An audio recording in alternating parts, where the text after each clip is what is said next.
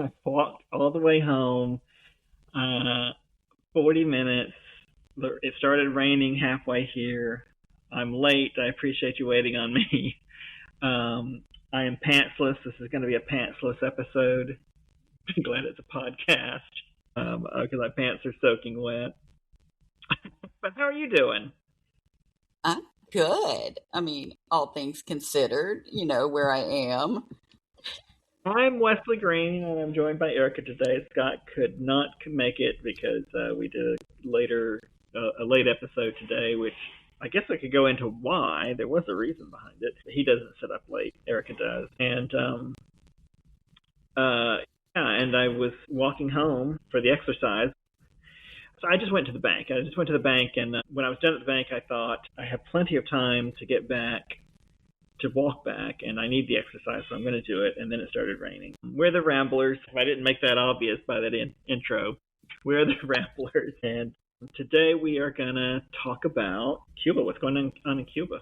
We're going to hit on some news topics first, and then we're going to talk about what's going on in Cuba with the blockade and how this is going to predict our future. Erica, are you ready to talk about these things? I sure am. Well, what do we need to chat or introduce anything before we start the show? I don't think so. Wait, do we need to? You tell me. You're the boss. Well, no, I'm not the boss. We can just chat about anything, but I guess we want to front load with a warning of what a trigger warning we're going to talk about. A lot of it is stuff from my college years, both undergrad and the graduate degree that I did not finish. I feel necessary to say that I did not finish it. I don't want to take credit for something I didn't do. But my undergraduate degree was geography, but it was part of a department called geosciences. So unlike a lot of geography departments, we were aligned with scientists who actually did geology. And this is an issue that geologists have recognized for years. In fact, the guy that we're going to talk about, M. King Hubbard, he was a geologist. And then I went to the University of Utah for an urban planning degree, which is concerned with this topic, but they have a very strong geology department because Utah is an oil state. And people there were keen on presenting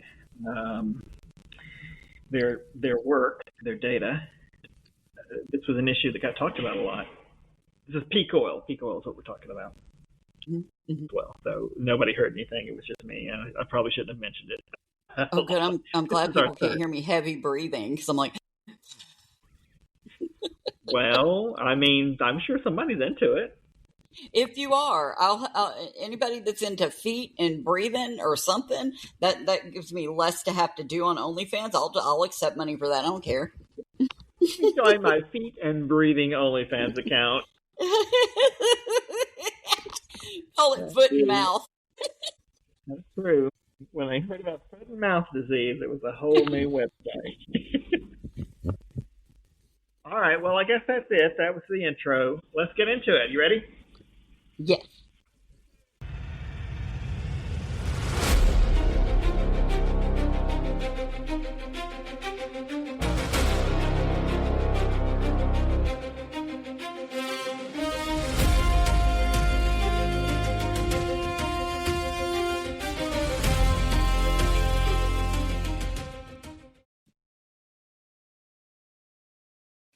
Got a message that said something went wrong, but we're recording. So, Erica, are you ready to dive into the ready. News? Yeah. All right.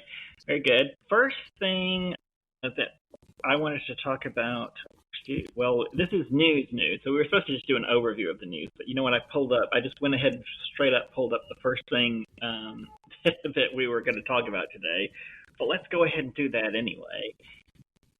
Well, I did not pull from the American news. I hope that's all right. That's a good idea. Would you like to know my first source for news stories today?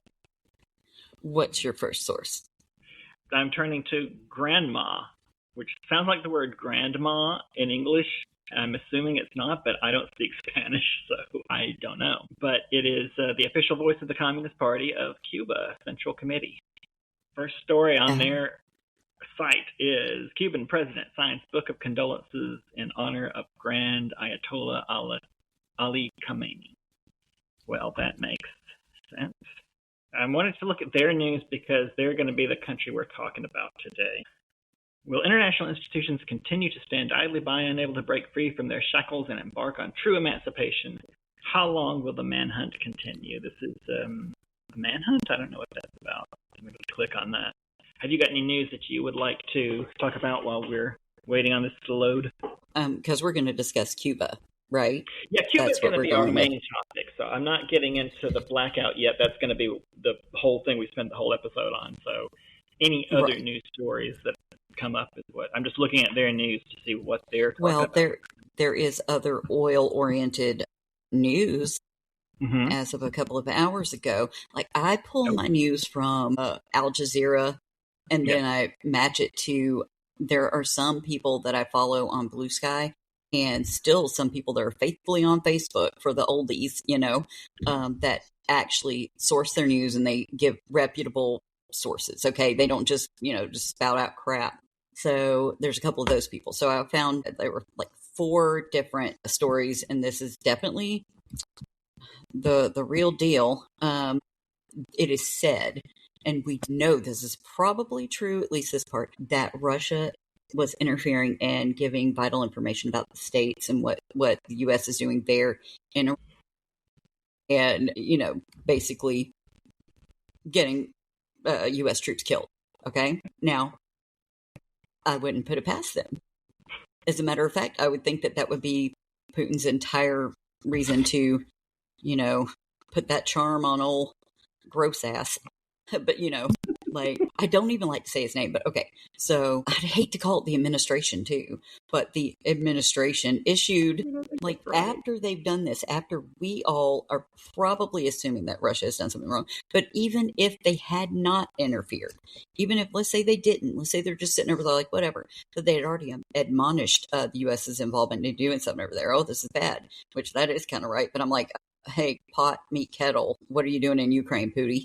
You know what I mean? But okay, so the Trump administration right now, as we're all screwed over about a barrel of oil, I think went over $100 now. Since in the past 4 years, it's the highest it's ever been. Okay. So the Trump administration issued a temporary 30-day waiver allowing Indian refiners to purchase Russian oil.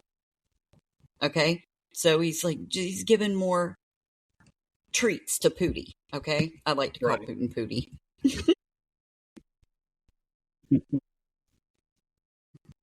The way that they're trying to spin it, it's just not going to work, because that's still not going to benefit me here when I want to go drive around town. Okay, if I need to drive to work, if people are driving back, it doesn't matter, because this benefits the Russian economy.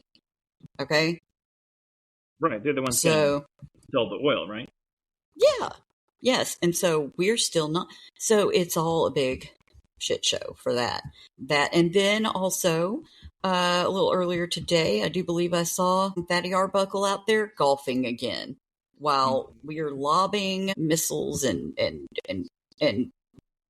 just murdering people overseas in various ways. He's out there just on the links, just popping that ball around. There you go. So they point out not a word from Washington or Tel Aviv about the murder of 170 girls from a primary school, among the first victims of contemporary fascism, both aggressor governments share. Wait, what do they mean? They mean like Iranians in the U.S.? U.S. and Israel.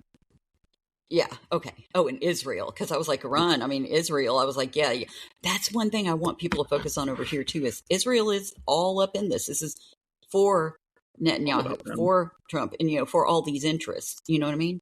And yeah, I was reading that it was confirmed. Of course, let me find out again and make sure it's true. I don't believe this government anyway. I do not believe that we didn't do that. I don't believe that Iranians were over there and just went, "Oops, we blew up our kids' school." Okay. What I read was that a Tomahawk missile definitely hit it, and these kids were definitely killed by the U.S. Okay, And all I can see in a lot of comments now, some are bots though. There's a lot of bots, especially now since the tech bros are in collusion with the administration. You know what I mean? So a lot of bots are out there with misinformation, and the comments are like just naysayers. Oh yeah, this is not right. It was Iran that did it. That's what Trump said that. I was like, yeah. I mean, what's he going to outright say? Yeah, I blew up some kids. You know what I mean? But that's exactly what, and I mean, people over here don't even understand time zones. Look, someone in the comments was like, how did it hit a school and kill kids? It was at 2 a.m. 2 a.m. Florida time, you dipshit. It was freaking 10 a.m. their time. It's a time zone change. My God. That's what you're dealing with here. So, and the fact that Congress won't do anything about it. Here's another thing I didn't know. Interesting. Well, we can verify if you've seen it. Coincidentally, the U.S. president appointed First Lady Melania Trump to chair the UN Security Council, which rotates to the United States. Melania Trump is the chair of the Security Council? Do we need to confirm that from other sources? Let me see, because I remember, here, hold on. I remember reading, I'm sure that she's got some kind of a vanity title, though. Hold on, but let me see. Melania Trump is not the permanent chair of the UN Security Council, but on March 2nd, 2026, she became the first spouse of a world leader to preside over a specific meeting of the council. Okay. Yes. Are you talking about this one, Children, Technology, and Education in Conflict? Yep. Peace through education, right after they blew up some kids, right? I mean, well, actually, this was on March 2nd, so, it's like right around that time, they're like, here you go. I mean, everything is his hypocrisy. Every single bit of it is just all gaslighting and hypocrisy. So, they quote her as saying at the meeting, the United States stands with all children around the world. And just a couple of days later, they blew up the girls' school in Iran. Yeah. Wow. That's irony. These people don't understand irony or hypocrisy or time zones or basic geography, biology. They understand nothing ever. And now this is supporters that don't. There are plenty of evil, greedy bastards within the administration that do fully understand what they're doing. And there are some people that are supporting them that do understand it and are very educated. They're just very bad people. Okay. You're right. Because framing it like all Trumpers are just backwoods rednecks isn't enough. Like that, there's more than that. But again, there's only roughly 22% of the U.S. population that supported him. And I'm sure it's less now. But we wouldn't know because he owns the freaking media now. Okay? Inclusion with like the Ellison family owns the largest percentage. I can't remember what it is. It's something ridiculous. Like they bought up all news.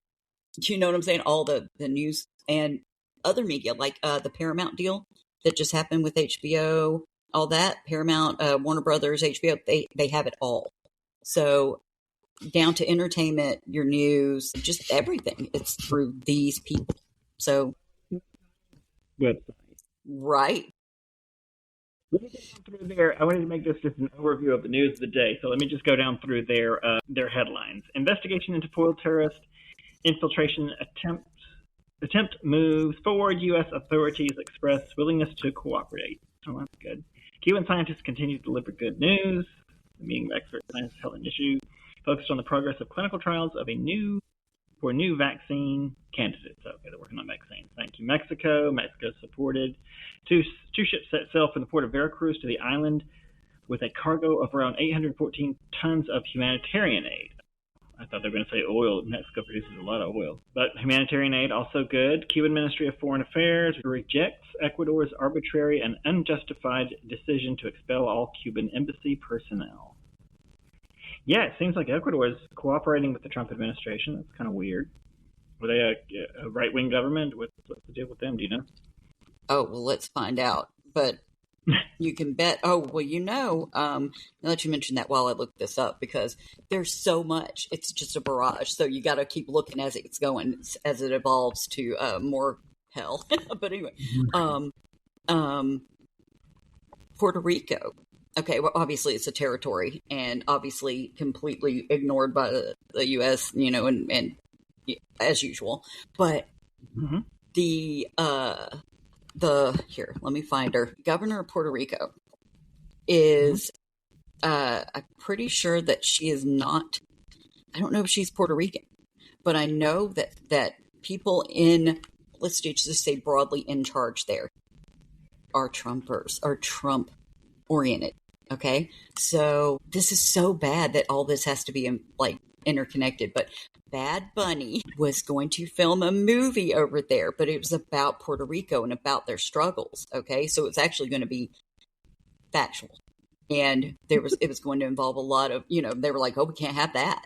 You know what I mean? About the issues that they've experienced there over the years. There's a lot that he touched on, even in his music, or even in that little supposedly divisive Super Bowl concert, which really was just really good. But it represented a lot of the things, like their power outages there and their forced sterilization of women there. This is stuff that was going to be addressed in this Bad Bunny movie. Not kidding.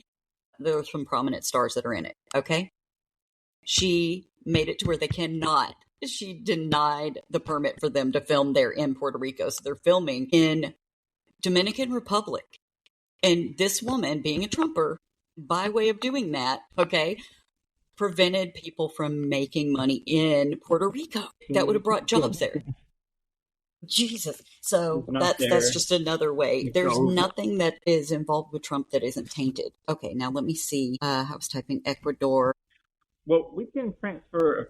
We can transition now to the main point we're going to discuss, which is the story in Cuba about the lack of oil and all the blackouts and that sort of thing. If you're ready, a blackout hit the western half of Cuba on Wednesday, leaving millions of people in Havana and beyond without power in the latest outage to affect an island struggling with dwindling oil reserves and a crumbling electricity grid. The government's electric union confirmed the outage on social platform X, saying it affects people from the western city of Pinar del Rio to the central town of Camagüey. This is something that has happened. Would you like to explain why this is happening? I want to set this up in case people listen to it in the future. Well, in short, okay, let's go with this. Trump illegally seized Maduro, head of Venezuela, who everybody kind of gets their oil from. Not everybody, you know what I mean? I'm just trying to make it really short because I just found something about what we're talking about. And then, by way of that, shut off access to oil for Cuba. And it has ruined their infrastructure, or it started to ruin it. But I just found something else about it, but go ahead and do.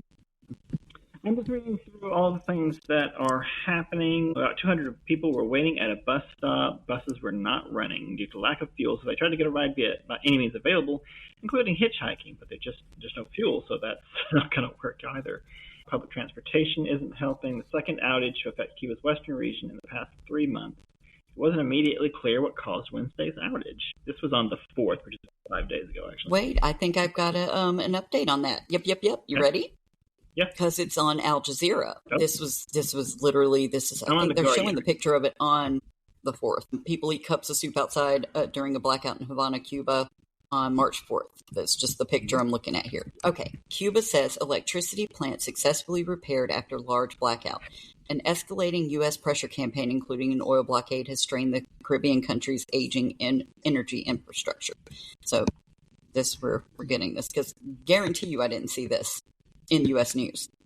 Right. If it could, now I don't want to knock the smaller news outlets because they are still really fighting to really get word out, get the truth out, truthful news, Mm-hmm. But yeah, that's what it is. It says, Cuban authorities say that repair teams have successfully fixed that one that you were just talking about. Oh, right. Yeah.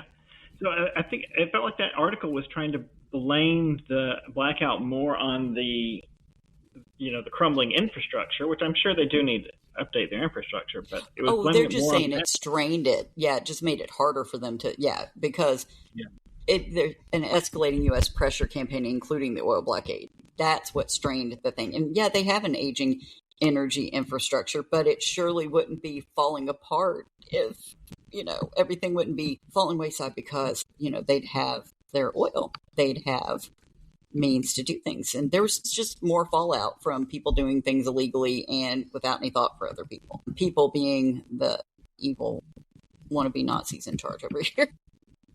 All right, well, let's go ahead and talk about the little research that I did, which is on Cuba's 2026 energy crisis, the facts on the ground, how the Venezuelan intervention effectively severed Cuba's primary artery, and what? Total interdiction. Am I saying that right? Interdiction, like? Interdiction. How is your interdiction? Fine, thank you. All right, let's look. Cuba's. I'm an idiot. Okay. Do you want me to read more about this while I have it? Absolutely. A broken boiler had caused that plant to shut down in the country's western area. Widespread outages, though, have increased in recent months because the U.S. took measures to block with the oil blockade. It says, following, this is how I like the wording of this because it's Al Jazeera News, following the abduction and imprisonment of Venezuelan President Nicolas Maduro. Thank you. Trump moved to cut the flow of oil and money between Cuba and South American nation. Then on January 29th, he issued an executive order threatening economic action against any country that supplied Cuba with oil. So it wasn't just like, oopsie, it's a direct it's an attack. Action. I mean, I feel like that would be an act of war. Isn't that something comparable to a blockade, or does it not get considered? Oh, he said it's literally a blockade. Yes, it is. Yeah. Yeah, I'm pretty sure. I mean, that's one reason that the international community has viewed America's interactions with Cuba to be illegal, and I'm talking about the blockade. Yeah. I'm not sure if all that terminology is correct, but it's effectively, it's a blockade. Keeps them from trading. And we're talking about their crumbling infrastructure. Yeah, sure, because they're not allowed to trade with other countries. So tourism is one of the only things that other countries do. We're not even allowed. Their largest neighbor is not even allowed to go to Cuba, which is an overreach in government power that most other countries don't do. Anyway, so we try to kill them on that. We've been trying to strangle them for 70 years. Yeah, I was about to say that. I was like, well, like this has been ongoing, because we don't want to say it's just this new one. This new whole regime, though, is just, it's like, it would be comically like evil villain in a comic book kind of a thing if it wasn't actually affecting people and killing people, because these people are so outwardly, unabashedly evil and stupid. Yeah. The island's aging energy grid continues to rely largely on fossil fuels, though it has taken steps to increase its supply of alternative power sources. China, for instance, has been helping Cuba develop its solar energy supplies, with thousands of panels being exported to the island. Nice. So that was the first article I came up on when I opened up the Grandma website. The article was on people installing solar panels on government buildings. So that was pretty cool. Historically, Cuba's energy security was anchored by the Petrocaribe, is that what they call it? Petrocaribe Alliance, established in 2005 to provide Caribbean nations with Venezuelan oil on concessionary terms. Under a 2000 barter agreement, Cuba received roughly 98,000 barrels of oil per day in exchange for the services of approximately 40,000 Cuban professionals, including doctors, teachers, and military intelligence personnel. So that was the exchange between Cuba and Venezuela. The Venezuelan tap had begun to fail long before the 2026 intervention. Due to Venezuela's internal economic collapse and deteriorating production, shipments had trickled down to approximately 35 by 2025. When the U.S. forces captured Nicolas Maduro, the resulting blockade of the remaining Venezuelan supply effectively severed Cuba's primary energy artery. Mechanisms of the blockade: Operation Southern Sphere. This is a physical naval blockade. Okay, so now we are doing a physical naval blockade. We are combining traditional naval power with aggressive regulatory and economic coercion.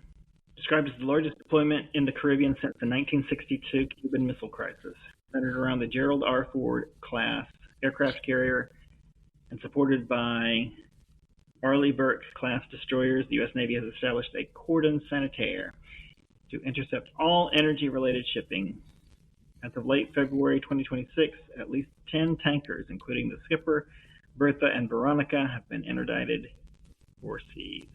This is the second part of their strategy. Under a January 29th executive order, Trump declared a national emergency regarding Cuba. the U.S. has threatened to impose ad valorem tax tariffs on any third country that supplies or sells oil to the island. This has successfully pressured Mexico to freeze its shipments, which were the last remaining buffer for the Cuban grid. The U.S. has targeted shipping insurers and third-party tankers, classifying any energy shipment to Havana as a threat to national security. Wow. I mean, these are acts of war. That is absolutely, yeah. And what, what did Cuba do, man? What if they didn't do anything to you, Trumpy? It's all about power, oil, and money. That's all it is anyway. But also him flexing because, That's going to transfer us to our next topic, although I don't quite want to go there yet. Let's see what time we've got. We're pretty close. So let's wrap this up. This is part of what we were discussing last week, which is that we do these sorts of things based on the assumption that the victims can't strike back. So my point last week was that Iran actually can strike back, and they might. We don't know yet that they won't, but they're not a weak, poor country, and that's who the United States is used to dealing with. There's a reason we never have directly attacked China. They can defend themselves. So, but with Cuba, the assumption is the international community would never allow this to happen against a wealthy country, and they wouldn't. They would, if they had the power, they would strike back, and rightfully so. So we, as a part of America's modus operandi, is we will only ever attack those who cannot defend themselves. But moving on, the point here what I wanted to make for today was that this is a transition to a different world. While we have spent years flexing our muscle around the world, this is very different. I mean, we've had this conflict with Cuba for 70 years, and I'm afraid that too many people look at Trump in office and think, he's just a crazy loon. It's terrible that he's doing it, but this is not, some major shift. I believe it is. I don't know how to say it exactly. Protective of their oil, they're getting more bloodthirsty for oil, and the reason is that we are hitting peak oil, and I'm doing a little research project for the written part of the Substack, which should start. I think the first one will post next week, and I think it's going to be a 3-parter. Because it's kind of a big issue. That we are not just in a position where Trump, a crazy person, just happened to waltz into the White House, into the Oval Office, and is wreaking havoc on the world. This is a shift, and Trump's presence in the White House is a signal of that shift. Meaning that the rightward shift in American politics. This is all right what you would expect because of peak oil. And I don't know if you got to look at the energy portion of what I wrote, but what it was basically talking about is how there is a thermodynamic cliff. And first thing to understand is that oil is the only thing that can, I'm doing air quotes now, meet our needs for energy. It's the only thing that can do the things that we want it to do right now. Some things can be shifted, like just regular electrical energy production. Of course, you can shift that to renewables and other sources, and that's great, and you should. But there is no substitute for putting oil into cars. Of course, I mean gasoline. But putting it into cars, putting it into big construction equipment. I've never seen construction equipment even designed, or even the suggestion that it could be designed to do what we need it to do if it's electric. Right, because of power. Yeah, exactly. Yeah. And of course the big one is, and I think this is in here, the conversion of oil into synthetics, plastics basically, is something that can't be substituted. There's no substitute for that. So obviously not everything needs to be made out of plastic, so we could be more careful about what we're making out of plastic. But the things that do need to be made out of plastic or other synthetics, there's no way that renewable energy can replace that. So there's just a ton of things that are part of the modern world that will have to go away when oil goes away, and also will just get really, really expensive when oil gets expensive. And my argument for many years now has been that we're already in it, and we should expect that the things that we think would happen The things that we expect to happen when oil peaks should be more of the signal that we've hit peak oil than reports. And we're going to talk about why that is. But first, let's look at these returns on energy. This concept is called EROI, Energy Return on Energy Invested. So in other words, you have to put a certain amount of energy into getting energy, no matter what kind it is. You've got to build wind turbines or turbines? Yes, wind turbines. You've got to build wind turbines. You've got to build solar panels and install them and all those good things. So once you expend all that energy, you get some back. And the ratio is how good the energy source is. Hydroelectric is surprisingly at the top. Unfortunately, it has its obvious limitations. If you'll notice, I don't know what part of the research you're looking at right now, but this thing is on. I'm on your chart. I'm on the EROI chart. You're looking at okay, yeah, that's it. Energy comparative EROI of contemporary energy systems. Yeah, so hydroelectric, wind, solar, those are all the highest. They're much higher than conventional oil, which was surprising to me. The problem, of course, is they all have their own drawbacks. Hydroelectric, you can only build so much of it. You can't just build a hydroelectric plant anywhere. Wind power is very efficient. It's according to where you put it. I mean, probably easier to put solar up in different places than hydroelectric, but you can't use it everywhere. And then there's nuclear power, obviously also highly reliable, efficient, but the energy return is really good because you don't need to replace the nuclear parts. You don't need to replace the radioactive parts often, but when you do, it is highly energy intensive to do it. So it takes a lot to build a nuclear plant. Okay, but it's a good option. Then you get down to conventional oil, and I should be saying the numbers when you get the ratios. Hydroelectric can be up over 100 to 1 on your return on investment. So for each 1 unit of energy that you put in, you get 100 back. Wind power is 31 to 1, substantially less. Solar can be up to 34 to 1. That's good. Nuclear can be up to 75 to 1. Conventional oil is only up about 40 to 1 for return on investment. So, I mean, what you see with this is that we should absolutely be investing as much as possible in those renewables and nuclear. Yeah. Yes. And you know why? I mean, obviously there's more to it than this, but we know that one of the biggest lobbies is big oil, and they're not going to want this to happen. They're pushing for this not to happen. And all the other little teeth suckers that are hanging on to them are pushing for this not to happen. We should have long been trying to shift to renewable energy over the years, and electric cars have just broken out of the the innovation part. Now it's beyond the part to where it's like going to be more commonplace to have electric cars, right? That should have happened a long time ago. And that's just for the cars, okay? So, yeah. The powers that be don't want that because they want their money. Before we go any further, there's other what they call unconventional sources of oil sands and shale oil. Oil sands. So conventional oil is at 40 to 1 return on your energy investment, and oil sands are at 5 to 1. Shale oil is 1.5 to 1. You almost put as much energy into getting shale oil as you get out of it. So that is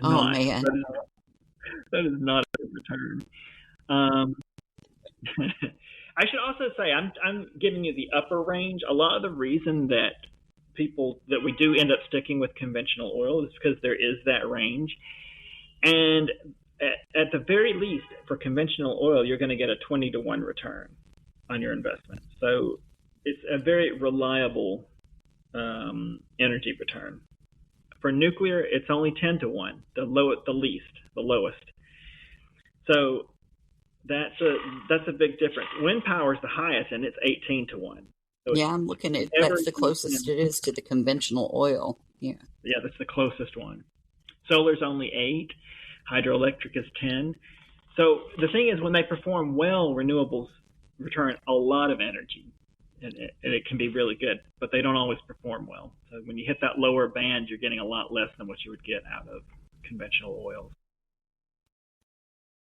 Which makes it difficult because all of this, you would have to change infrastructure and processes to even institute any of these things somewhere. And then you have to find the best places for each one of these, because each of these things have a place, to change to renewables, each of the ones at the top, obviously not the oil. And people are trying to shift to that here. But again, but it would take a lot. And, ain't nobody doing apathy and I don't know, everything bad. I don't know, but apathy is really bad with people here. So, complacency, apathy. Oh, the U.S. got that in spades. Well, you did mention cars, and that is a big source. I don't think the cars are still even with industrial production for oil consumption, but they're still a big consumer of oil.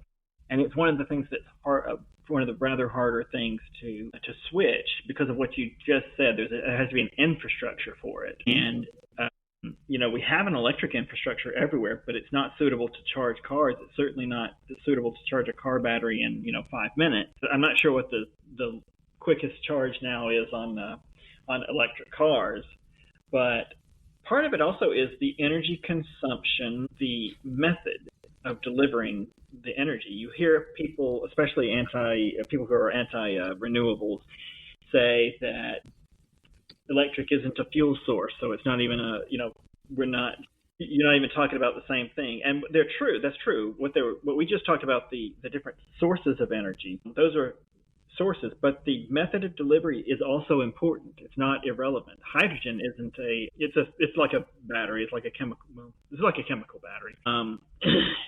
If you just have pure hydrogen, then I think that counts as a fuel, but there's just not enough of that to worry about. You have to convert. You have to use water to make the conversion. I think that's the way it works. I'm not a chemist. I just did some research on it.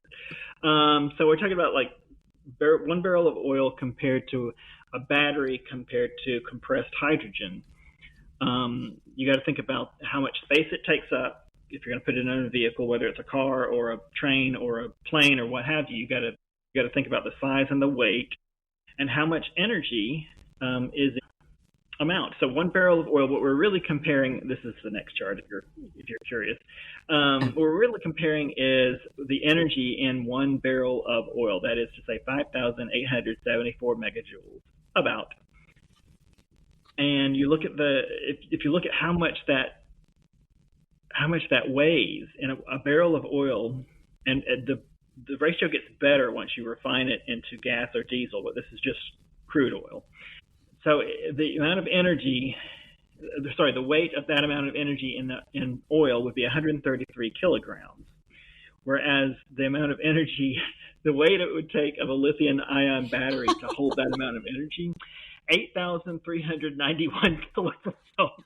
The hydrogen is actually a little better. It's lighter. That amount of energy for hydrogen is 48 kilograms. Compressed hydrogen. Yeah, that's less than half of the barrel of oil. Yeah, so easier to carry around. Yeah, and the volume is also important because, it can't be gigantic. That energy for a barrel of oil would be 159 liters. For a lithium-ion battery, it would be 5,800 liters. So the batteries are fine, but this is why we're talking about this. This is what leads to the low range. The range issue always panics Americans, and it's not totally unfounded. I think most people could get by with an electric car without much worry, but you're much better off with gasoline. Never mind the fact that there's an infrastructure for filling up in less than 5 minutes and then taking off. Right. Also, those freaking batteries, their usefulness fades after the 4th year. On the 5th year, I always see people trading in their EV. It doesn't matter what electric vehicle it is, they're trading it in because that battery alone is going to be roughly about $4,000 or $5,000, if not more. Right. Yeah. The lithium-ion battery. They do have another one. I can't remember what it was, like cobalt, something cobalt. But that that battery is expensive as crap, because I'm like, oh, look at that little Nissan. I think it was like Leaf. People are selling them really low because you have to. Yeah, you're going to spend like $4,000 on that car, but you're going to also spend $5,000 on a battery for it. It's not going to go vroom vroom because you know. Yeah, the other thing about energy wastage is many people will point out that electric cars use energy more efficiently. So you can burn coal at the plant and use a lot less of it. I mean, obviously you can burn whatever you do to produce the electricity, but most electricity in the United States is still produced with coal. So you burn coal at the plant, but you use the energy a lot more efficiently in the car, and that is absolutely true. The electric motor is just a much better way to use energy than an IC engine. But there's also a counter argument to that, which is as you drive a car, you use up the fuel, the petroleum that's in it, and burn it away, and you don't have the weight around anymore. This has been recognized with airliners for some time. But with a lithium-ion battery, the battery weighs the same whether it's dead or charged. There's no weight change. So you keep having to use up that full amount of energy to pull that heavy battery around, and they are pretty heavy, and wasting the energy even though there's no energy left in it, or little energy left in it. So just a side note on that. I'm just taking our time because I don't want to talk I don't want to make this too long. So we need to move on, and I'm going to do it. I'm going to zip through. These are just like the points of why it's so difficult to replace oil. Next topic is peak oil. Are you familiar with this concept? It's not, the name says it all, but I just want to ask the concept of peak oil. I am not aware, but I mean, I feel like we're getting to that, but yes. Well, I've got probably some bad news for you. We is there, huh? Is we there? We were probably there in about 2005 to 2008. And I think personally that just lines up. This is what my written stuff on the Substack is going to be. So I'm not going to go too far into it because I still have to do a lot of research. But just a quick overview is that in the 1950s, a man named M. King Hubbard came up with the theory of peak resources. It applies actually to just about any kind of natural resource you can think about extracting. But he said it follows a bell curve. And the reason it follows a bell curve, I assume you know, like the shape of a bell. So that's a bell curve. And so basically when it starts out and something is new and they're just extracting it, you don't extract much because nobody has any uses for it. But as soon as people find out it's there and that you have uses for it, then it starts to ramp up. And it ramps up very quickly. And people quickly extract the majority of what's in there. And then it hits a peak. That's the top of the bell. And production, and that's when you've pulled out roughly half of whatever's in there. And after that, production will always decline. It will only ever decline slowly at first, and then very quickly, and then back to slowly again as you get the last bits of it out. But the reason is because the reason is just as much economic as it is natural. I mean, when it's easy, when there's lots in there and it's easy to get out, like think of an oil well, then you're pulling it out very, very fast. But then when you get towards the bottom of it, you have to come up with new ways, like think of new ways to pull the stuff out. And of course, now we know we've developed technologies to kind of push. Is it air they push in or water? I think it's water that they pump into the well to push the oil out so that you can get just a little bit more oil out of it, just the last little bit. Just squeezing that toothpaste out of that tube, I guess. Right. And not to go too far into his story, because again, I don't want to talk too long. But he was fired from Exxon for making this observation. They did not like this because his calculations said that American oil production would peak around 1969. And the only reason he was wrong, but he was only wrong because they made the Prudhoe Bay discovery in Alaska in, I want to say the 60s. Mm-hmm. And it was the largest, and still to this day remains the single largest oil field discovery ever. The biggest one that's ever happened anywhere for all time. And it only shifted his prediction by 2 years. Oil production in the United States peaked in 1971, and we have never and will never return to that level of production. even if you heard several years back of some politicians that were saying we should totally keep burning lots of oil because our production is going to go back up. There is no geologist that was able to hold his shit together upon hearing that. I'm sure every geologist on the planet laughed their ass off because there's no way. It's just not in there. It's not in there anymore. We pulled it all out, done, cached, no matter what technology you come up with. And Hubbard was actually accounting for technologies. Like, he was assuming that people would develop new technologies to get that last little bit out. That's part of the curve. So anywho, so there's a lot that goes on with that, but y'all got any more of the oil in the back? Let me look in the back and see if we got any more back there. Sorry, the best I can do is this bicycle. Bicycle? If you're riding the bicycle to like pump out more oil? Just to get anywhere, if you're going to travel. I'm just thinking about just everyday people, not the oil tycoons and whatnot. Oh, okay. Go ahead. I imagine her on a bicycle with the chain is hooked up to the oil pump, and she's like pedaling as hard as she can to get it to pump more out. Oh my God, Abe Bakley Jr. did that on his little like, I don't know what it was, like some reality show, but you know, he really does live by what he believes in for renewable energy and not wasting literally anything. He just does not throw away things. He recycles everything. But he powered his toaster with his little bike in his house. That's funny. I like that. I mean, you can toast just fire too. Right? That was cute. He was just showing you, look, guys. And his house is very, you know, the man has money, but he, you know, I don't know. I'll have to send you the stuff about that. It's actually endearing. I like the guy. Yeah, he seems like a good guy.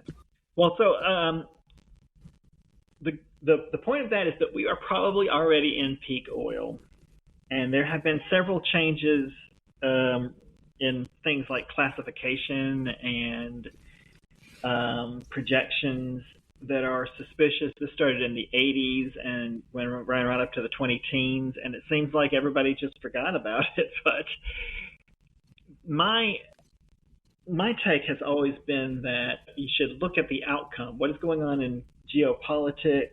What is going on in economics to figure out if we hit peak oil? Because you cannot really trust the powers that be to tell you. First off, they just don't want you to know. Mm-hmm. Second, it behooves a lot of them to lie about this stuff because they will make more money if they lie about it. So they're just incentivized to lie. So rather than rely on those projections, I've always thought, yeah, let's look at what started happening in 2005. That, I don't know if you recall, but in 2005 there was a major gas price spike. 3 years later there was a housing collapse. Mm-hmm. I remember that exactly because I was trying to get a job at just anywhere, and they were going to hire me at Toys R Us, and they were like, wow, guess what? Because you have this experience, you can make $9.50 an hour. And that was in Rome, and I lived in Cartersville, and I drove a GMC Jimmy truck, and gas was the way to get there and back. I would have to work at like an hour and a half to get back and forth. Yeah. I remember that being the case when I worked at a Mexican restaurant in Salt Lake City. Oh, when was it? Sometime after 2010. And, I didn't know you did that. You didn't know I worked at a Mexican restaurant? I did not know that. That's cute. I worked there while I was looking for other work, and I ended up finding a place at the solar panel installation company. I didn't stay terribly long at the Mexican restaurant, but probably 6 months or something like that. But I remember looking at the price of a bus ticket just to get there and back, and I was like, I have to work over an hour to get the bus fare to get to work and back, and I wasn't even working full 8-hour days. They just didn't have 8-hour shifts there, and I was like, that's kind of a lot. So that's why I was walking back and forth to work. I was lucky I lived in a place where that was possible. And it was about as far as I walked today from the historic district back to my apartment. Although today I did it for exercise, mostly. Yeah, so I just look at all these things that happened between 2005 and now. Extreme right-wing shift in politics, and that goes back to it didn't start with Trump. That goes back to the Tea Party. Yeah, Yeah. and right up to now with just an extreme, and that sort of thing I think is the better way. And this is global. This isn't just in the United States. That has been mentioned many times that there's a global shift against democracy, right wing shifts in many countries around the world. And I just think, yeah, isn't this what we should expect the post peak world to look like? It's why is anyone even debating it? It just seems natural to assume that's what happened, because the projections prior to I'll just say the lying, there's been lots of lying from lots of different quarters, the lying about reserves and categorization and all this stuff. Before that, projection was we expect oil to peak between 2005 and 8 globally. If you assume that they were correct, and when you look at Hubbert's original prediction, he was very spot on with that one error that ended up being Prudhoe. Yeah, he knew. We knew. We had this information decades ago. So why would we expect it to have been wrong? And then you could go in and that's what the writing will be about. I'll talk about like why their projections or why their changes to the projections are not valid. Okay. Well, that was the setup. I'm so sorry it just took so long to get through all that. Let's talk about that post-peak world, which is going to look a lot like Cuba does right now. They're having an unplanned energy descent. It was sudden, but if you'll notice when we talked about it, actually it's pretty much similar. What year did they say it was? 2005 that they signed the agreement with Venezuela and started getting 95,000 barrels of oil a day, down to, by last year, that was down to 35,000 a day, which is a pretty substantial drop. The island's liquid fuel supply effectively disappeared. This forced decarbonization provides a blueprint for the humanitarian risk inherent in modern society that loses access to high-density fuels. Yeah, I mean, there's just not going to be any more of it. So we should expect a lot, maybe not everything that's going on in Cuba, to be our future. That's going to be the world's future. The healthcare system in Cuba depends on oil for 90% of its energy. Oncology and chronic care. Treatment for 5 million people with chronic illnesses were compromised. Cancer patients requiring continuous oncology services saw their care halted. Yeah. And it's good to note that they actually have very good oncologists there, very good oncology care. And there were some innovative things coming from them in the cancer realm anyway. So it's not, because people over here, because of anti-intellectualism and all kinds of other things, that people just are ignorant here. And I'm just saying a lot of people, most people are, because when they think of Cuba, they only think of poverty, or like they might picture Castro, like maybe I saw a picture of that guy. That's it. That's all they know. They're like, is there some poor stuff there? It's like how they don't know they're real cities in Africa. You know what I mean? Oh, right. You see what I'm saying? Yeah. True. So it's outrageous to people here to think that there is decent care there. Obviously, it's not what they want it to be, but they definitely had some innovations in cancer care. And I think there was something about lung cancer specifically. I'd have to look at all of it, but I mean, I just know that people think that it's already bad over there and it can never happen here. Never. And I'm like, are you serious? Because we don't even have health care here. What do you think is going to happen when we can't power anything to actually care for people? Well, I told you too, 84% of Cuba's water equipment depends on electricity. I find it strange that it's only 84%. What's the other 16%? But yeah, if you're going to pump water, clean water, or any kind of water, you got to do it with electricity. It's that lady with her bike. What now? It's that lady with her bike running the rest of it. Oh, hard, lady. Harvest machinery. Agricultural machinery. But you can't harvest crops without machinery. Let me tell you that you can, but it takes a lot of labor. So this is stuff to be thinking about for the future. Tanker trucks, they ship water around to places that don't have their own pumping stations with water trucks. I've seen places that do that. Where were we that we saw water trucks bringing water in? Was that Cambodia? Was it? Yeah, I remember that. Do you remember that? I mean, I almost want to say it was Saipan. It could have been.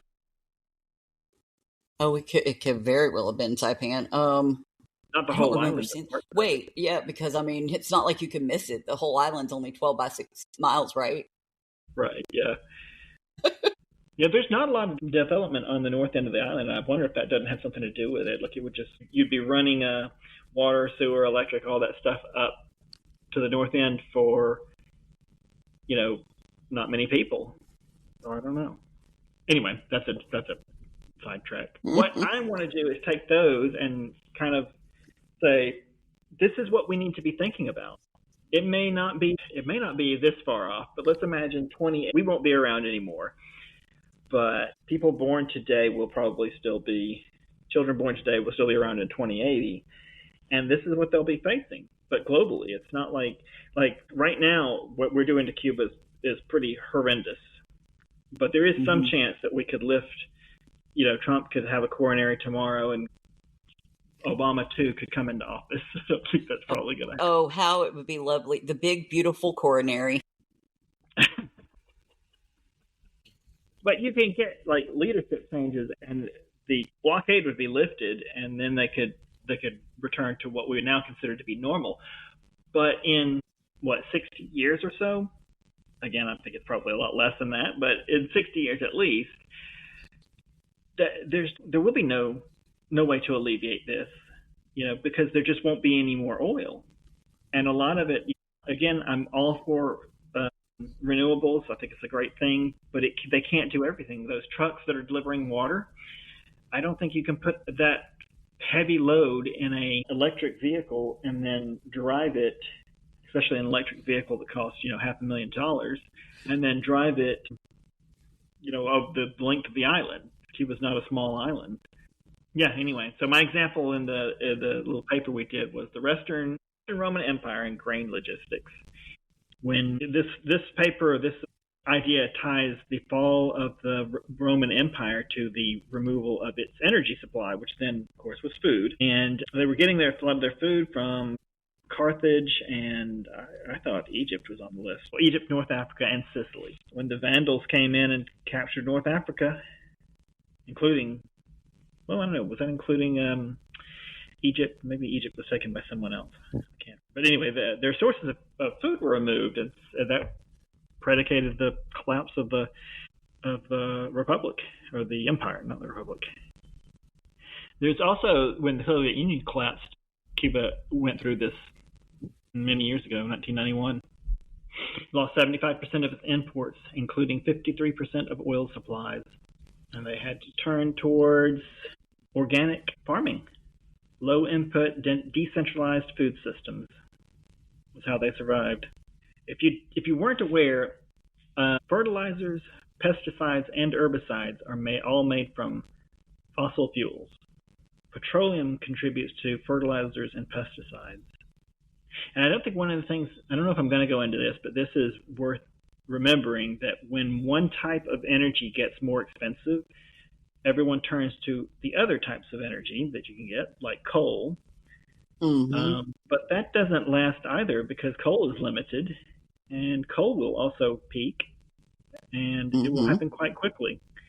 The original estimates for coal peak were around 2025, if I recall correctly. Don't quote me on that, because it's been years in school, but the point was, coal isn't going to be very much of a backup. But people started using bicycles back in the special period in Cuba. They said there was a 51% decline in diabetes mortality and a 35% drop in coronary heart disease. So that's good. Wow. Hey, there goes that bike thing again. I'm telling you, that's the future. The bikes are making a return. They're making a returning theme, whether you like it or not. But no, seriously, that is I know that there are environmentally conscious, well-educated people here that do care, but they are not the ones that are in control of things now, but they are the ones that are the innovators and the researchers and everybody that's trying to prevent not prevent it, because you can't really prevent depletion of resources, but to come up with other means. But I mean, people, if it was if we were completely cut off from oil right now, if we were doing if it was done to us, what's done to Cuba, people would freak the hell out and wouldn't know what to do. Everything would crumble because everybody's too comfortable and don't even know where or how or when things happen in any way, shape, or form. Okay, right. And I don't hear any stupid homesteaders. There's homesteaders like, yeah, I'm ready. I'm like, yeah, but are you? Are you really ready? I mean, with your bucket of bucket of food from Jim Baker. He had that, by the way. I can't remember what it was called, but it was hilarious. Or, their gardening, fine. Yet people do really need to consider going back to growing their own food and everything. But that is not sustainable for the entire country. And not everyone's capable of that. You know what I mean? And those that are won't want to do it. So it puts everyone's survival back into whether or not they own land. Yep. Go back to some feudal crap here. Yeah, it's going to be great. Well, I'll say here, here in Vietnam, there's a lot of agriculture that's done inside the city. It's very surprising, actually. And there was in China, too. And it's not because there's a major program in favor of it. It's just that it's kind of easy to do. I remember there was a street in Chenzhou that was flanked on either side by fields where the people who were adjacent to it would grow food in the field, and they had restaurants. Like you would go eat at the restaurant where they grew the food next to the restaurant. Well, that's some farm-to-table necessities right there. For real.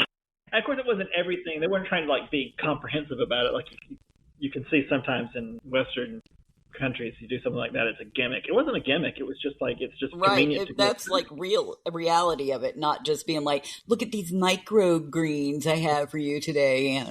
Crap. Right. I mean, if you have land, it's pretty common and sensible to grow, and you're close to a population center, to grow food on it. Why wouldn't you? Because then you can sell the food. Mm-hmm. Yeah. But there would be ways that this could all be restructured safely but not effectively, because it should have already started.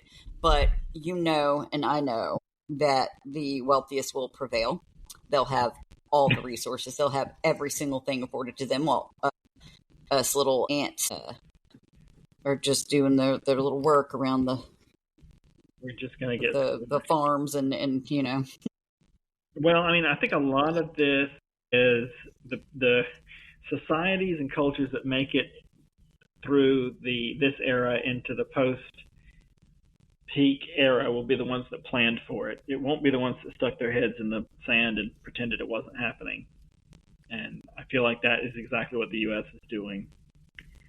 They're trying to secure oil resources around the world, but that's only going to get us a few more years, because you're still going to that is still going to run out. Wesley, it's just oil itself, or war itself, is an extremely oil intensive endeavor. They're almost certainly expending more oil in conducting this war, and will continue to in future wars, than we could ever possibly hope to recoup, from it. And that's probably the only upside, the only big upside. I get that, and people are going to be riding more bikes. But the big upside is, you can't do modern warfare without a source of oil. So as oil becomes more expensive, it is possible that war will become too expensive to conduct, at least on a large scale. You can hope, anyway. Well, Erica, that was my happy thought for the day. The stuff that's going on in Cuba now is what we should expect to see in the United States. And I mean, we kind of already are, right? Because one of the big things was the medical system is paralyzed. Well, we already have most of our citizens without reliable access to health care. We're already there. Agricultural collapse. That would be a big thing in the U.S. We have really screwed the pooch on agricultural land, because we have converted a hell of a lot of good land that is close to population centers to exurban, hellholes, shitty low-density housing and strip malls where crops should be. So I think that's going to come back to bite us in the ass, for sure. But yeah, that's what we should expect. People not driving, no cars, no buses. And the only electrical things working are things that can be powered, or the only things that are working are things that are powered by electricity. It's too expensive to send oil. We got to make less stuff out of plastic. Lot of things, and I'm going to try and get to them in the little written part. But now, at this moment, Erica, are you ready for S&M? Social and media. Tell me social things. What's going on? It doesn't have to be personal social things, but anything that happened in your life that's funny and delightful and will cheer us all up.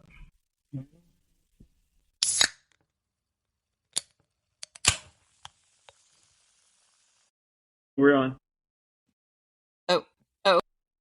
Tell me your TV and movie thing. We're doing our S&M segment. That's our social and media segment. So anything social or media oriented that you want to tell me about to lighten the mood before we sign off? Well, we started watching a show that had been out for a while, and then it's already ended. I think it ended a year or two ago. I don't like to be on the whole the train with all the other folks that are like, oh my God, you have to see it. And also, I didn't really hear a lot of people talking about it, but apparently a lot of people did like it. It's a show called Animal Kingdom. Good show. Okay. Just saying. Good little like drama with a little bit of funny stuff in it, but it is like a crime family thing, but not the way you would think. Definitely something I hadn't seen before. Really like it. And we're watching Gachi Yakata, the anime. That's a very good anime. We already finished Freerun. And and Jujutsu Kaisen. So those are good. Those are happy things. Actually, they're actually a lot of fighting and struggle, but it's good because, it ends and there are heroes. Well, that's good. But also Cross is really good. Alex Cross, it's by James Patterson, his series of books, but they have Aldous Hodge. Is it Aldous Hodge? Anyway, that man from Leverage, he was one of the people on Leverage years ago. He's the main character. He's Alex Cross, the detective. It's a good little series. And it's also well written, actually. So, good on James Patterson, who, by the way, wrote something about this administration, by the way, in 2016, alerting people that it was corrupt and pedophile associated, by the way. So a lot of that, all those parallels are in Cross. And I was like, oh, I didn't even know that until I saw it. Then I looked at who wrote it because I wasn't even thinking about who wrote it. And then it all connected the dots and boom, right back at that. What's that? That's some happy things. Music? I don't know. I still stick to my old stuff, but I know there's some good new music out. I know there is. My God, and you've got to watch the movie Sinners. It's very good. Just saying. I just highly recommend everyone watch Sinners. The movie Sinners. What is the movie about? Okay. It's going to sound like it would be odd, but it is so good. And it's actually up for very many awards. Won some awards already. But, oh my gosh, Ryan Coogler is the director, okay? In case you didn't know, he's Black Panther director. That's some good stuff, okay? Because do what? The first Black Panther? Both. Oh, he did both. Same director. Okay. Yeah, and I really liked the second one. I thought it was a good memorial for Chadwick. Oh, like I know him. I'm just going to say his first name. Don't chat with me, Chadwick. But okay. Let me see if I can give you a little synopsis. Twin brothers, but the twin brothers are played by Michael B. Jordan, who was Killmonger in Black Panther. He's in a lot of other stuff, but he does such good. He plays Smoke and Stack, twin brothers. They return to their hometown to start all over. They're leaving their troubles behind from where they were, right? And when they get back to their hometown, there is, I don't want to spoil anything. There's great evil crap going on there when they get back to their hometown. And let me see what year this was set in, because it's a period piece. It's a vampire movie. That didn't sound like it, did it? But it is. And it's so freaking good. Oh my God. And I'm not biased either. Like, I swear, because I was like, maybe it'll be okay. It was so good. Let me see what year it was in. Really good stuff. Delroy Lindo is in it, and he finally just won his first big award after all these years of acting. That man can act. And we all know why they haven't won as many as other people. You know what I mean? But good movie. Here, let me see. Set in what time? Because I just watched this. 1932. It's set in the Mississippi Delta, Clarksdale, Mississippi in particular. Set during Jim Crow. Twin brothers returning home from Chicago to open a juke joint. And they're going back there. And then things happen. Okay. Because I don't want to spoil any of the rest of it. Oh, and Wunmi Mosaku, I think that's how you say her name. Really good actress, British actress.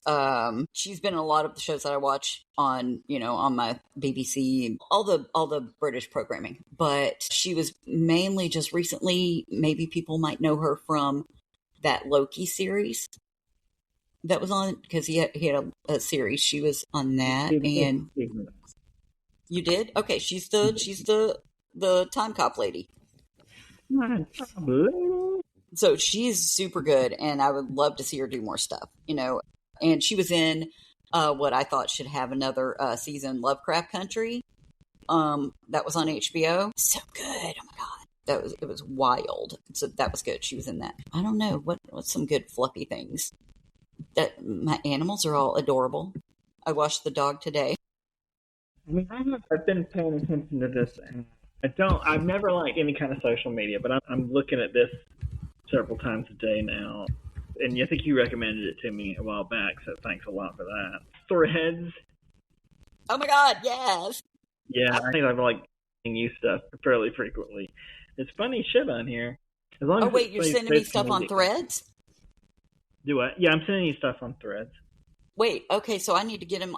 Well, because I switched phones, I've just been like looking at things without signing into it, so I have to switch over to it. I see. Yeah, Threads. I mean, this one, the person is responding to a post. The original post is, Jesus Christ is all caps. Jesus Christ is coming soon. I repeat, Jesus Christ is coming soon. And the response from Threads poster, also in all caps, says, well, put down your phone and help him finish. See, that's why I like Threads, because it's like early, it's like a mixture of some of the others. It is a meta product, though, it is a meta thing, but because you're led there from Facebook, but it's fresh over there, and the vibe is like that. There are serious things on there, yeah, but then people really, there's a lot of sarcasm, and I really appreciate that from the lefties on there, and not a lot of right-wing nut jobs. Then when they get treated like that, and it's freaking hilarious. Yeah, that's great. Yeah, they do it does seem to have a particular political. I need to go on and I know Blue Sky hasn't kicked off, but I go to Blue Sky for news and I like epidemiological stuff. Honestly, I think I would rather support them because, as you mentioned, Threads is meta. I'd rather not have any dealings with them if I can help it. Right, but I mean everybody is still so. Yeah, I mean, I was doing a good job my friend. Pulling my attention. Oh, what the Threads thing? Well, yeah, yeah. Because when you saw it when you were on Facebook, didn't you? Like you were on Facebook at some point, and then you saw someone's post from Threads, and you want to click on it. Oh, was it Instagram? Because that's also meta. So it's on one of those. So you see just the little lead-in of somebody's thing, and they do pick like really popular posts, and they'll put that up there, and you'll see something. You're like, "Ooh, I want to see the rest of that story." You click it. Hey, got to download Threads. I'm like, well, you know what? You got me. I want to see this joke, bitch. Yeah, that's what happened. That is. I mean, I was looking. I say I hate social media, but I'm trying to do all this stuff on YouTube and basically YouTube. And you got to promote yourself on the other ones, but I just cannot stand being on most of them. So I'm trying to figure out which ones I can tolerate long enough to post on and then get off of. Yeah, I just got off of Twitter. I don't do Twitter. Because I never reasons. really did Twitter. Yeah, I was on there for for a while there. It was very good political updates, like for actual candidates and everything. And they had government offices that had real pages. And as soon as old Muskie took over, It was just red hat vomit everywhere, and then a bunch of fake pages.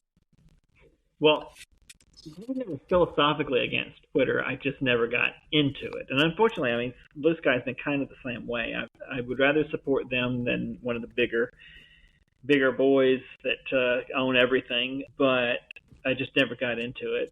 They never hooked me, and so I just kept it on the phone, and I would try and post a picture every now and again, but I never really looked at it, and Blue Sky has been about the same way so far. I don't know how they can really get people onto Blue Sky, because they need to have some more humorous, they need to draw more humor in, and maybe farm some things, maybe steal a little bit from some Threads posts. That's all they do. That's all Facebook, Threads, and Instagram does. It's all a mishmash of all of it. Yeah, and no, then they really should be totally. They should lend themselves to that. That people will be on it all the time if you allow cross posting between. I mean, cross posting easier than take a screenshot and post it. That's something that looks more legit. Oh yeah, you can't even send. Well, maybe I haven't been on there in a week or two, but it's been 2 weeks now because it's already March. But you can't send pictures to people or GIFs in messages. And I literally speak to people in GIFs a lot. It's fun, and people are used to that now. And if they want certain people to be on there, they're going to need to allow that. To allow it. But Erica, I need to go there. I'm breaking this up more, but I'm just going to go ahead and, without hitting the stop button, I think we're going to go ahead and sign off. Did you want to say anything else about gifts or Blue Sky? No. I'm just going to go on your Threads because I need to see what you sent me. Oh, okay. All right. So what? I'm not sure. Or do I have a sign off? Have we developed a sign off yet? Are you on the sign off committee? Or are we going to say goodnight and good luck? This time. Unfortunately, Scott didn't get to join us, but we have talked this time several minutes over our intended. We did have a bit of a technical error, which kind of surprised me because I'm on the computer. We were doing this on the go for a long time, and I was trying to share a video of where I was at, and we stopped doing that. So I kind of was surprised that we had the same sort of technical issue. We got disconnected. But I think in the future we might break up the whole episode or the whole show as in different parts, which the audience won't notice, but it might help us avoid that issue and avoid going over like we did today. So I'm trying to keep it under an hour. It's kind of a magic number for people when they see a show that's more than an hour, they go, "Oh, I don't have time for that." But if it's 57 minutes, they'll be like, "Okay, it's under an hour." Well, this has been The Ramblers, and we are just getting started on this podcast. This is our third episode, and we're going to try and talk about news and deep dive into some of the stories and maybe even zoom out to broader issues. Like this episode, we talked about the end of the world, and we're already in the beginnings of it. That's only half a joke. If you want to know what I'm talking about more, please feel free to check out my written post on the Substack, which is where we host this podcast. So if you go to Dispatches from the Pavement, that is presumably where you found this podcast. You'll find other written stuff on this same topic. I can't guarantee that our topics and our discussions will always coincide, but I'm trying to keep them together. This subject is going to go for about 3 weeks, I think, on the Substack posts, written posts. So we won't be talking about exactly the same thing next week. So when that happens, our speech or our spoken word poetry that we're doing here and the written word will not coincide. But I don't know what next week is going to be about, Erica. We'll have to think about that. But thanks for joining us, and I hope to see you again next time. Bye-bye.